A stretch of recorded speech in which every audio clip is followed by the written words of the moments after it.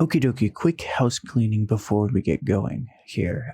So I went through this whole excursion with Facebook. I lost my Instagram. So I have it back after a month and a half of yelling at the reps. So I'm posting again on Instagram and I'm bulk editing everything. This is the 8/5, so August 5th. 2022. I'm trying to get everything done before my cruise starts, so just autopilot afterwards. Just wanted to say, if this is like your second or third episode, please drop a rate and review. I have a tab on my website so you can contact me. I also am posting more on YouTube, the actual video, so if you prefer more seeing the person in the interactions, feel free to scamper on over there, hit subscribe, help your boy out.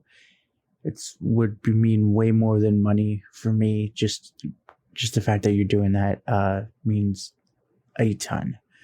So other than that, yeah, that's about it. So let's get right into this. Welcome to the Josh Bolton Show, where we dive into interesting and inspiring conversations. And now, your host, Josh Bolton. So we have offices in Ireland and also in the US and Florida. So I spend most of my time here in Europe, though. Oh, okay. So is it predominantly just the headquarters in Ireland then? Yeah, so we have our principal manufacturing facility in Ireland, but we have our distribution facility in Florida. So basically, we make the stuff here in Europe and we transport to our facility in Florida, and then we distribute our products throughout the United States. And everything outside of the United States and Canada gets handled here, gets shipped from here. So we kind of use this in Ireland here as our global distribution facility. All right. Yeah. I'm going to say, I'm just curious, how did you guys do with all the shipping containers shortages in America? So fortunately for us, we had some good relationships built over the years with shipping partners. Now, not saying it wasn't a struggle at times, but I'd say if we didn't have those relationships, we would have been in a very, very tough situation. We never really had a shortage of availability, but we definitely had some delays, fortunately, it didn't go any further than about 4 weeks, but 4 weeks is a long time when you're waiting on deliveries. So, yeah, especially in the age of Amazon, where it's almost like next day guaranteed. Absolutely. No, absolutely. So look, I mean, we've done the best we can. Now you're just kind of more dealing with the, are you willing to pay the price to get the space? So for the time being, it is what it is. We just have to get on with it. That's awesome. So Ryan, what inspired you to go into this industry specifically? Well, look, I grew up in the hair replacement industry. My mother was a master hair technician. My father was a business owner. They started a business and everything kind of just went from there. My mom got really sick in the 90s. She was exposed to a lot of the chemicals inside of the adhesives that she was using to attach the hair pieces, and she got chemical poisoning, and that led my dad to sell the businesses, and he went in and kind of focused on creating a product line that was safe for technicians and for the hair wear, and it developed from there. So that business started in 94, and it's now turned into something that kind of everyone can be proud of, because the products that we make are safe and effective, and they really do contribute to people's lives. So there's just a safer way of doing things, and we provide that solution. I'm sorry for your loss, though. Oh, no, there's no loss. My mom's still alive. Oh, okay. I thought the way you were saying, I thought she died. I'm like, oh my God. No. She had to, no, to be fair, she did take early retirement.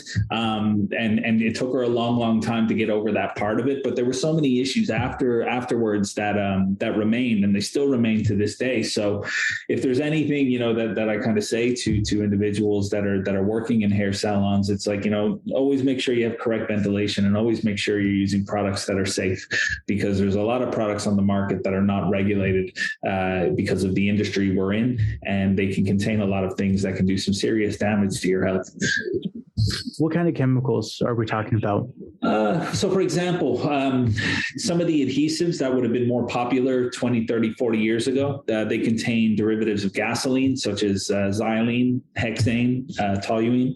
And they're in these products even to this day, and there's people still using them on their skin. So really it's about education, because if people don't know what these ingredients are, how are they going to know that they're having a detrimental effect on their health? Very true. So is it just the petroleum-based adhesives are the problem, or is there some other more synthetics that someone like me that wouldn't know? Yeah. So look, there's two types of adhesives really that are in our industry. They're solvent-based and water-based. And the solvent-based would typically, contain ingredients such as the ones I mentioned, but they also contain, some of the better ones, such as, ethyl acetate. That's an ingredient that when left exposed to the air, it does evaporate. So you're left in a position where, you're using these products and the solvent is evaporating. So it's not as bad as, say, toluene or xylene.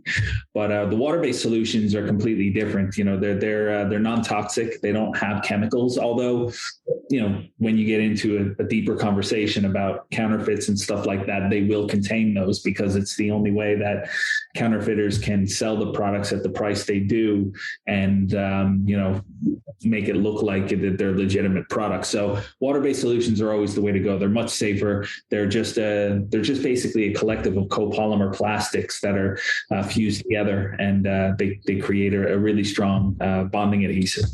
That's awesome. So then I'm taking it that you're not the main technician doing all the experiment. You have a crew under you for this? Oh, absolutely. We have 24 employees, and they're between the US and here. We have chemists. We have a head chemist and a junior chemist who really run the show and make sure our product development and our product compliance is in check. And then from a production perspective, we have a team that basically makes sure we manufacture according to the correct standards, and we're making sure that the QC is done at every point in between production to fulfillment to packaging. That's important, especially I bet you now you have a good system where pretty much the managers just do their own thing. The only thing they call you is like, we're struggling with X, Y, and Z. Can we get it? And you're like, done. Just tell me afterwards. Yeah, and this is it. Look, it's hard to get to that point to where, it takes a lot of, time in creating the processes and the training. But when you get to that point and you're able to truly become hands off with, the operations and the day to day of the business, it really does genuinely free everything up so you can focus on, where the company is going. So, but you need good, people to do that. You need experienced people or people that are willing to learn. So, you have to have an insatiable hunger to do what a lot of the guys do and a lot of the girls do here. And it's great having a good team, because you don't have to worry about things not being done. There's a set collective of tasks that are in front of them, and they know where the goal is, and it's up to them to hit it. That's awesome. So can you tell me a little bit of your up and coming story to get to where you're at now? Yeah. So as I said earlier, the company started in 94. And for, from 94 up until about 2009, there was a core product line that existed in the company. And the products were very good, but they didn't have the performance we knew that they could have. I joined the company in 2009 and took a very kind of bird's eye view of how it operated. I spent, 3 months really studying, about the customers, about the industry, and about the operations. And, we realized a lot of places where we were falling short. And we realized from a product perspective that we now had the opportunity to acquire some key ingredients that would finally give the products that we had the performance that we wanted. And these two components were water and oil resistance, because naturally, if you're wearing something on your scalp, sweat and oils are a part of our daily lives. Our body secretes them. So we needed something that would make sure that once it dried correctly, water and oil couldn't penetrate it. So we were able to reformulate the product in 2009 with this new key ingredient, and it really just got us to the point where we're like, okay, now we know unquestionably we have the right product. So what do we do now? It's like, okay, do we do what we've always done and just call our customers and hope they buy it, or do we really dig deep here and figure out whether we can really validate this product globally? And that's what we did. So we started I spent 3 months building a manual database of every single hair replacement studio in the United States. And when we had that, we did a direct mail campaign with a really simple 2-sided postcard. And it was, the front side of it was, about the product, the benefits, the features, and where to call. And on the back, it had testimonials. We had to ship it out in 3 separate shipments because we had a small team then. There was only 3 of us. We didn't want to inundate, the phone lines with calls just in case people called. And that's exactly what they did. So in 18 months, we were able to triple revenue. We also opened up our European hub, which is now our principal manufacturing facility. And from there, we realized it's really the simple processes and the simple changes that make the biggest impact. We as people tend to overcomplicate things, and sometimes it's just not needed. Very true. Very true. Yeah. So from there, we've been pretty much on an upward growth pattern since then. We've expanded our operations. We were working out of a 2,000 square foot facility for many years. We upgraded our facility to 17,500 in Florida, with another 17,500 to be built on top of that. We have a 10,000 square foot facility here in Europe, which we operate from at the moment. And we are now in the process by the end of the year of expanding that to 50,000 square feet. So there's some really heavy growth taking place right now. And we have a good team in place to support it. So hopefully, for the future, we'll be able to use the same principles and methodologies that we use to grow our brand and bring it deeper into the cosmetic space and offer different types of products, which we're now doing, such as, body care, skin care, tanning products, a whole load of everything. That's awesome. Yeah, I want to say, especially, I think it'll work. If anything, direct mail is almost on the rise because we're just slammed with emails and text messages to even just for someone to go out of the way to send you a postcard. It's like, wow, they actually took time to send this kind of thing. Yeah. And that's, it's a common phrase that I hear from a lot of people, is that direct mail marketing is dead. And I genuinely completely don't agree with that. I think it's an essential part of an ongoing marketing campaign. While it might, not perform as well as some of your digital campaigns, or maybe it does, it still should not be ignored, because I think there is a huge benefit to including it. And, when you look at the overall cost of these campaigns versus the potential return, it's definitely worth focusing on a really solid campaign. Make sure your message is right, your design is right, and it's easy for people to contact you. And once you do that, you will get some feedback and you will get some leads. Oh, absolutely. I do martial arts, and on Wednesday, one of the guys I train with, he does real estate, like property management. And he said, he ran a campaign around like 2011, 2012. He's like, I am still getting calls from that campaign I did back then.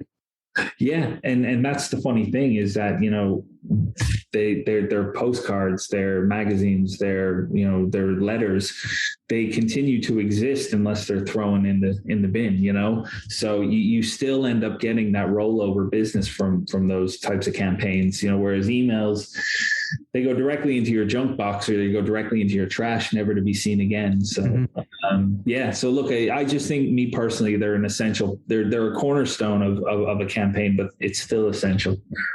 So what are some other tactics for marketing you're doing now, besides direct mail? So right now we're kind of heavily invested and focused in influencer marketing. So, there's a lot of brand ambassadors that we have. And a lot of influencers that would use our product. So typically what would happen is we have 2 sides to this. We either have our influencer program where they can touch base with us and we would send them out an influencer package in return for some content, or they have the opportunity to be an affiliate as well, which means that they can sell our products and make commission from them. So there's a few different avenues where we're focused on now to really just expand our database. You see, what we're doing, it's so much more than supplying products. What we're trying to do is we're trying to protect an industry that has huge counterfeit issues. Look at over COVID, especially 30% of the online sales that were made over the COVID period in beauty products were counterfeit. And if you think it's a $500 billion a year industry, if you imagine what that equates to, it's a serious amount of money. So, building the relationships with influencers, building the relationships with distributors and wholesalers and retailers, all of it is going to tie into, a service, software as a service package that we have called Clarity Codes, which is it's an anti-counterfeit software that brand owners can use to place encrypted codes onto their packaging, so their customers can scan to ensure that it's a legitimate product. And if it's not, they'll be able to report it directly from the app. So it's a really cool piece of technology. We're kind of testing it in its second phase now, so it is operational, but we're hoping long term that it's gonna really help brands protect their rights. Because when you look at eBay and Amazon and all of the online platforms, they all have channels that you can use to protect your trade, your brand and your IP rights. But it's very difficult to get them to act on it sometimes. They want this whole set of information for every single purchase that you bought, and it becomes very time consuming. So, at least with something like this, while it won't solve the problem of Amazon or eBay or whatever, it will actually give consumers accurate data on as to whether the product they have in their hand is legitimate or not. That's awesome. So what is it? Just like a Clarity, and you download the app, it's kind of like a QR code or something? Exactly. Yeah. You scan the QR code. It tells you what the product is, where it was manufactured, and it gives you the options to report if you feel that there's an issue with the product or if you feel it's not legitimate.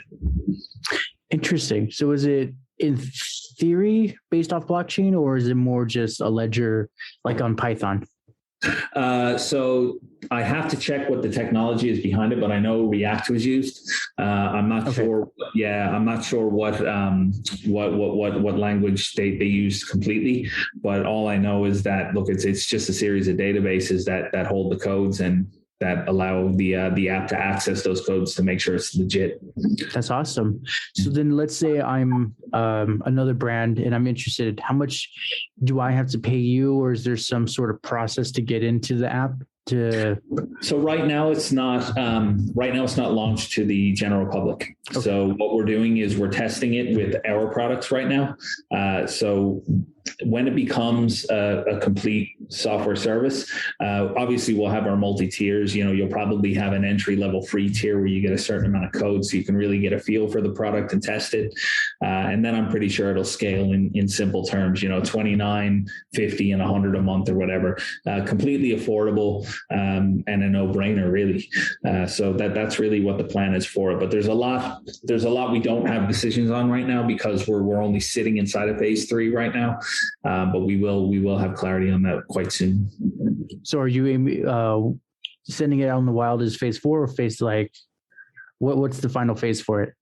The final phase would be making sure that the admin side of it was completed in relation to, say, some of our own customers. If a customer reaches out to us and say, hey, we want to protect our brand, we have the full functionality of the platform to allow them to not only use it themselves, but to add their, maybe they might have some employees in their company who handle the IP issues, or they have someone outsourced that can handle the IP queries and concerns. They'll be able to, you add, different managers to the account. And obviously, you need to be careful with IP. You need to make sure that the brands that are registering, for the service actually own the trademarks that they're adding to the platform. So you have to have a certain amount of security measures put in place. And that's all part of the last phase that we're working on at the moment. Yeah, that's a big one for sure. Cause, if you don't have a checks and balance system that it goes out and goes to a database to double check. Yeah. I could make some bogus account, say I'm with Avon kind of thing. Yeah, and this is it, and that's what happens in today's world, is that they pretend that they have access to rights that they don't, and if the correct measures aren't in place and checks aren't in place, it doesn't usually end well. No, it doesn't. I mean, it's not hair care product, but I knew this lady who made stuff on Etsy, but she used the Gucci logo. Yeah. And it was one of those, I knew her in person. I'm like, you can't, like, whatever you made now, sell it, but don't make any more. Like, Gucci's eventually going to figure this out, kind of thing. Yeah, and that's it. Companies like that are very active on their with their IP, and they do monitor. I mean, look, there's AI technology that's available, to monitor the web for brand infringements and stuff. So and some of the biggest companies in the world use these things. So a small little listing online on Etsy will eventually be picked up, and unfortunately, it won't be a pleasant experience if somebody gets a cease and desist letter in the mail. That's what I told her. I'm like, you're not going to like that cease and desist. They're going to be like, we're just going to slap you for all profits you made. Yeah, exactly. And that's because a lot of brands now, there's no more leniency given. There's no, okay, we caught you. If you just sign this undertaking and stop, we'll let everything go. It doesn't work like that in this day and age, because online sales are such a large part of business. They come after you, and they come after you hard. Look, I know we have quite a few lawsuits and legal cases open at the moment ourselves with counterfeiters across the globe. And it really comes down to a simple thing, is that, you have genuine people who don't realize that they're buying counterfeit goods and selling them, but then you have people who do, and they know exactly what they're doing, and you have to try to distinguish between the two. So I'm just curious then, are you directly involved with all the lawsuits, or do you have, like, within your 24 members, you have like the legal team handle that? It's usually we have a legal team, but we don't have a legal team dealing with the daily, tasks with it. So executive level would deal with that sort of stuff. So there would be 3 of us that would collectively work together to make sure that we're on the same page, and that we're moving in the right direction, and that what is required from us and from our side gets done in a timely fashion. All right, for sure. So I'm just curious then, is predominantly your sales in America or your side of the pond? Both. So it depends on what way you want to look at it. I mean, ultimately, the companies are part of a group. So, the group is located, the main group is located in the US. So we, our majority of sales would come through those companies. Yeah. That's awesome. So then, is it like you're under a holding company for this? Yeah, essentially. Yeah. There's a collective of companies under a holding company, and we have companies in different parts of the world that are a part of them. So that's awesome. Okay, cool. So then my phone's listening to me. What is, I'm just curious, back to the influence part. How do you you or your team find the influencers and contact them for reaching out, or do they contact you? Both. Yeah, both. So, we might see something on Instagram, or we might see something on TikTok where a good piece of content was created. And if that's the case, then yeah, sometimes we do reach out to the content creator, the influencer. But then there's other times where, we would reach out, and we would have our own campaigns internally where we would have certain, targets that we would want to meet each month, and certain amounts of content we would want produced. And that takes obviously manual work on our side. We can't expect everything to come across our plate. We have to do our own work too. So, right. So then, are you guys working or experimenting with TikTok, since you mentioned that in Instagram? Yeah, I mean, look, we've been using Instagram for a while. TikTok for us is quite new. We do have a profile, but what we're doing there is, we're testing the ads on there. We're seeing what's being said on the platform in relation to our brand and our product. We do an awful lot of listening, so we kind of know where we might potentially be running into challenges, or where something is really hot, and we kind of want to jump on that to run some promo sales or whatnot. So we use it for a whole multitude of different things. Cool. I want to say, yeah, for TikTok, you're going to get a lot of data real quick from that. Yeah, it's great actually, because, you know, it's such a new platform that you really get to see the potential benefit of it, because it's kind of in its early stages. So, you know, you run ads and you'll get way more running ads on TikTok than you will, say, Facebook or Instagram right now. It's just the way it is. So you'll get a lot more exposure, and the user base on TikTok is absolutely astronomical. So it's had its benefits for us. Mm-hmm. Oh, absolutely. Yeah, there was some stat I was hearing, like there's now most young people are watching like 89 minutes of TikTok and only 56 minutes of YouTube, kind of thing. Yeah, look, we live in a day and age where not only is instant gratification a big thing, but, you know, the attention that we have for content has shortened. You know, we don't, for the most part, want to sit down and watch a video for 5 minutes. You know, we just want the quick version of it in 15 seconds. So it's just the way the world is going, and you can either choose to accept it and move with it, or you could try to fight it and ultimately lose the battle. So, you know, I think that's where we're at the moment anyway, in our thoughts and our position on it. It's, you know, we might as well move with the way things are moving, rather than try to, you know, fight against it and still create the same content, you know, we were doing a year ago. Yeah, content is always changing. It's very dynamic. I mean, I would say there's a whole team you need just for that. Yeah, and that's it. And you do, you know, because look, there's no one person that can take on that side of the business or the operations, and also still have time to run their business too. It's just too demanding. It really is. Yeah, at a certain point, I actually have a client I'm working with, and she's like, "Oh, I'm going to do this, this, and this." And I'm like, right now, I said, you just need to focus on getting like your ads to actually work. Yeah. She's like, but I need to do this, this, this. And I'm like, you're paying X amount of dollars per month. You need to make sure your ads are actually converting, or we need to pivot something. Yeah, because look, you can't you can't keep spending money on campaigns that are not performing. You have to find out why they're not performing, change them, refine them, and relaunch them, and to the point where they are working. You know, look, right now for us, you know, our campaigns are more targeted around brand awareness than they are acquisitions of customers, because we know ultimately if there is a retailer or wholesaler or distributor that are interested in taking on our product, they know what the product is now at this stage, so they just reach out on our website, and we can help them open an account and get their first order in their hands. But you know, look, it depends on what your goal is really.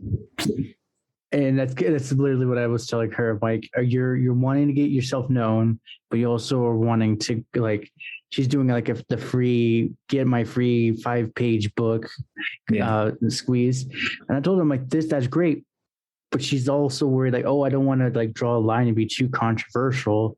I'm like, humans buy off emotions. We rationalize it and make it logical, so we feel better about it. But I'm like, you're not twisting the heart just a little bit to introduce pain. You're kind of like, it's okay, here's some flowers. And it's like, yeah, okay. Well, that's it. I mean, if you don't have, people have to know your product solves, you know, a problem. And if they're not aware of that, or you don't, at the very least, address some of the reasons that they need it, or they may not even know why they need it. They just may know they need something. So you do need to know your customers' pain points and where their challenges are, because if you don't know that at the very least, how are you supposed to create a product to solve it? So. Exactly. Yeah. So I'm just curious, on this long journey of yours, since you said you started in like 2008, right? Yeah. So I joined the company in 2009. Sorry. So it was, and it was in operation since 94. Cool. So in your journey since 2009, what is some of the personal learning points and keystones you've had in this journey? Wow. Yeah, there's quite a lot, you know. I think basically I think first and foremost, you have to realize that, you know, you kind of have to be your own hero. And what I mean by that is that there's a lot of long nights and a lot of times where, the work will always have to come before the belief. And what I mean by that is, don't be expecting outward approval. People won't be there to pat you on the back telling you had a good job. When things get tough, the only person that's going to get you through those times are yourself, especially if you're in the infancy of growing something. You need to basically make sure that you put yourself in the mindset is that you're not looking for any acknowledgement or approval from anyone. It's just you and your thoughts and your plans. And that's the only way that things are going to get going. So I think really, the key part of that is you do need to just believe in yourself and not look for anyone else to believe in you, because they simply won't, up until the point where you made something successful or you have something viable. Then people will start to believe in you and support you. I think another key thing is that, look, we all have, I believe on a personal development level, look, we all have a fire within us, right? And that fire can do one of two things. That fire can either burn down everything around us, or we can actually learn how to control it and, keep us warm. So I think, there's no point in letting fear stand in your way, because, everyone has fear. Everyone does. And they have anxiety and they have stress and they have all of those things. That's not a problem that not a single person on this planet hasn't shared. And that's something we all have in common. But I think you have to learn how to control that. And you have to learn how to be able to put yourself in a position to where you say to yourself, look, if I don't do this, no one's going to do it for me. And if I don't do this, I'm going to look back and wish I had. And I'm going to wonder about what could have possibly happened. Failure at the end of the day, it really is only failure if you stop going. You get something wrong, you learn your lesson from it. It's an opportunity to learn, and then you reposition yourself and you come back at it again. That's part of growing, and that's part of learning. And you never step into an environment or an industry or a niche, whatever it is. You never step into one of those knowing everything, and it takes mistakes to learn that. And it takes guidance as well. I think your circle is a very important part of the whole picture. You can use whatever statement you want to make, but I mean, it doesn't matter whether it's a friend, whether it's, a business associate. You need a good circle of people around you, because they're the guys or the girls that are going to hold you accountable. They're the ones that are going to tell you when, you might be looking at something wrong, or you could be looking at things a little differently. I mean, I only today was faced with something like that. One of my close friends, I was having a discussion with him, and, we were looking at a potential project, and, he gave me a different perspective on it, and had I not had that conversation, my mind would have been in a place where I wasn't really looking at the overall picture. So it's important to have the right people around you. So for me, those would be three of the key things. It's just make sure that, you believe in yourself, because no one else is going to. Make sure that you don't let fear stop you doing what you want to do.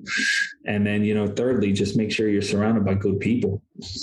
That's a perfect summary. That is from all the different people who have told me their stories, yours is probably summed up perfectly.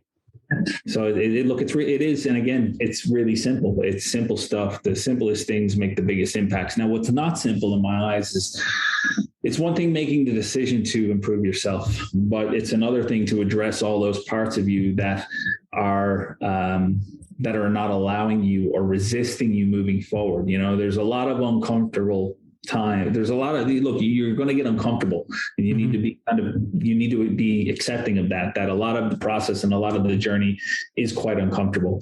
And it was someone who I know very well said to me, but geez, 5 or 6 years ago at this point, he's like, look, Ryan, when your business is growing, he was like, and as long as it's growing, it's going to feel broken, and it always should. If your business, or if it doesn't feel broken at any point, it means it's sitting in a place of comfortability and complacency, and that's where the real pain starts to set in, because no business that's growing or no person that's growing can say to me that they're sitting tight in a space where everything is just lovely, because it's not. There's a lot of pain involved in it, and you have to be willing to just be comfortable with that. Yeah, it's super true. the way I explain it to people, they're like, why do you push yourself so hard? This and that. I'm like, well, I can get done in one day what it takes you 3 days, kind of thing. So I'm willing to push myself and be uncomfortable for now, because if we compare the stuff, in your 1 year will be 3 years for me. And this is it. But I think there's another way to flip that as well. Okay. So what it sounds like is that, even from what you're saying to me, is that, you're looking at getting one day's work worth, you will get done in 1 day what other people can get done in 3, but it sounds to me you're managing your focus and not your time. Yes. Well, yeah, exactly. So, for me, I believe that as well. It's, if you're trying to, use time management through an app or through whatever channel you want to manage time, you're focusing on an amount of time. Whereas, if you're focused in and actually focused on, how focused you can be and making the most out of that time, you're not worrying about whether it's 20 years or whether it's, 2 days. It's, like if you give your undivided attention to this moment, time is going to be irrelevant because you're just going to knock it out of the park. So, and I think that to me is a huge, if you can actually teach it, if you don't have it naturally, if you can teach yourself to have that attribute, that's probably one of the most powerful things you can do for yourself. I definitely did not have this attribute. If you talked to me 3 years ago, I was scattered. I was like the perfect definition of ADHD. I was like, ooh, look, ooh, this kind of thing. Now it's just like night and day difference. Now I'm laser focused. Like people are like, dude, you're super intense. I'm like, well, I got a list. I got to get this done. Stop getting in my way, kind of thing. But you're managing it, it's like, just as much as you could be distracted by all the shiny objects, you're on the flip side now, you're focusing on what's in front of you and you're knocking it down block by block. So that's it's almost a superhuman power, to be able to accurately and effectively do that. Oh, it is. And it's one of those, someone's like, oh, can you teach me this? I'm like, well, first things first, are you willing to give up a lot of things, a lot of freedoms that you have now, like watching Netflix? And they're like, no. I'm like, then don't even bother.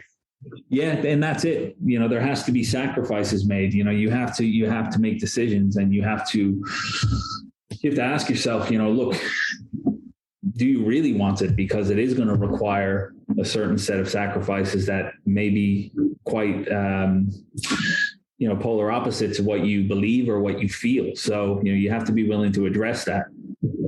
Oh, yeah. And I'm assuming the same for you. In the journey, you learn a lot about yourself, always keeping yourself in that uncomfortable state. Like, oh, okay, I got snubbled up because of this. Like, I won't get too angry about my assistant not bringing me a coffee or whatever. I know. Listen, there's the small things you don't sweat. Look, at the end of the day, there's things you can control and things you can't control. And when you look at every single thing that happens throughout your day, or our day, or whatever it may be, 99.9% of it is small stuff. So why are you going to get angry at stuff that you can't control, or stuff that's not really relevant? I think, that's like being able to self-regulate, is a huge attribute. When something does hit you in the face and, you're met with a set of challenges that are, challenging your belief system, or challenging, the operations of your company, or what way you think things should be done. I think that tells a lot about a person, because if you can just sit tight and just, absorb what's going on without reacting, it gives you a much bigger advantage to solve the problem. Because if you're, show me an emotional person who has won. Usually if you're, as the saying goes, your mind has to be stronger than your feelings, because you can't show me a person who has made an emotional decision that has actually won in the end, because, typically you need to be looking at things with a logical and a regulated mind. Yes, definitely. I mean, I would only add maybe once or twice an emotional person can win in like soccer, but sustained though. Yeah. But look, on the flip side, if you got an emotional soccer player, all it takes is one logical guy to press a certain button, and he's done.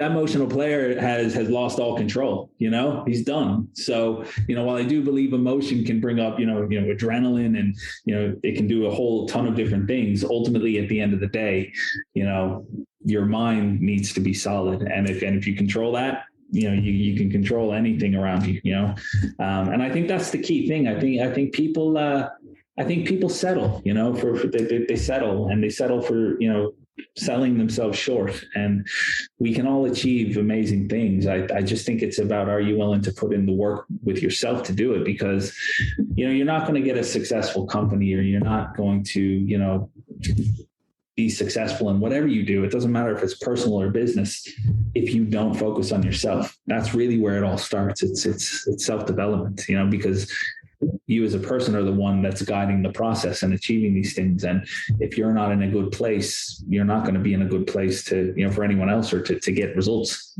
Yeah. It's kind of like, because you're the emitter of the energy, the beacon for everyone. If your beacon's kind of broken, they're going to be like, I guess we're going this way. Yeah. And believe there's no room for uncertainty, when you're trying to run in a particular direction as fast as you can. It's you need a clear set of outcomes of what you're looking to do, and a clear structure of tasks in between that to make sure you're getting completed. Oh, 100%. I'm just curious, how long do I got you for? I've got about another, I'd say 10 minutes. Perfect. So then, actually, I love that where it is already. I got like 3 going out questions for you. Cool.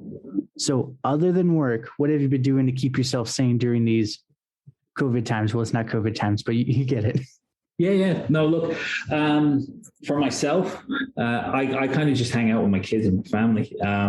We live in an area where there's a lot of fields and a lot of space to walk.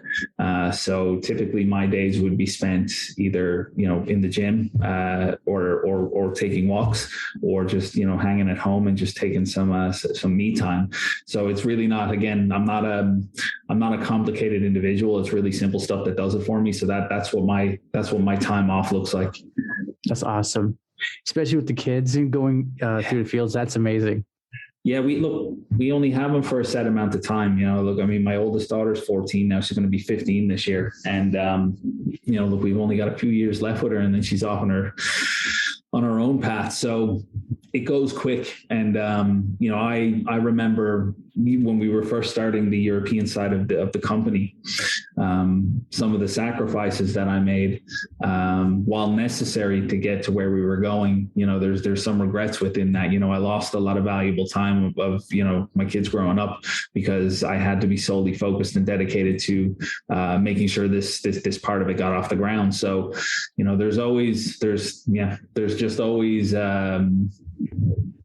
there's always compromises you have to make. And unfortunately that for me, that was one of them, but wouldn't have it any other way, because now we're at a place where, we can take that time off, and, we can spend time together, and it's, and look, I appreciate every bit of it. Oh yeah. Yeah. So the second one, but it's kind of in the whole summary of the last half we've been talking about, is someone that's inspired by you, wants to start a similar path. What are some tips, tricks, or advice?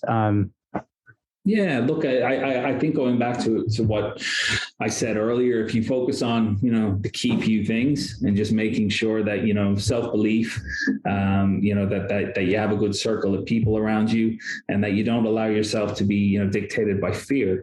I think those are the 3 key things that are the hardest to look at, but the most important, because without those, you're always going to be pandering to the thoughts of somebody else. Look, how the question I always ask is, how many of your friends or relatives have ever said to you, no, you shouldn't do that, or no, there's no way you're going to do that, or, maybe you should be careful here. And then you're looking at it going, I'm just listening to a projection of fear all over me.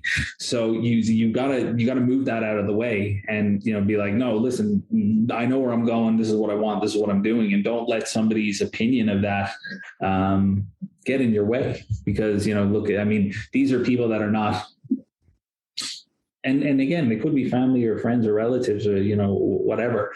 These are people that are not going to be in your close circle, because your close circle are going to be people that set the bar higher for you. They're going to be people that can help you and that will be there to hold you accountable in times where you genuinely are making a mistake. And, I'm not talking about not moving forward out of fear. I'm talking about you're about to do something that's going to be detrimental to, your progression. So those are the people that I'm talking about that you have close to you. But no, I just say focus on those three things and you'll be good. Perfect. So where can everyone contact you at? My hangout is LinkedIn, really. Okay. Look, the company has social media, Facebook, TikTok, Instagram, and LinkedIn as well. But usually my main hangout is LinkedIn. So you can check out my profile and look, I'm there for follows or for even if somebody has a question, I'm available. So. Perfect. I'll put all those links in the description too. It's been an absolute honor and pleasure to chat with you. Josh, been great. Thanks, man. Thank you. Well, congratulations. You made it to the end. You're an awesome person. Not many make it here. So, being the awesome person that you are, can you do me one more awesome favor? Can you rate and review this on whatever podcast services you're using? If you do it on Apple and you leave an actual written review, I have a thing on my website. I will take your written review and post it for all to see. Congratulations. You're permanently sealed on my site. Otherwise, I am trying to do YouTube more and live streaming. I will try to put as many of the YouTube links in the description of the show as I can. So give your boy some extra help over on YouTube. Watch my videos. I just mute it and change the channel, change the window or something. But yeah, that's it. Thank you for being awesome and see you next time.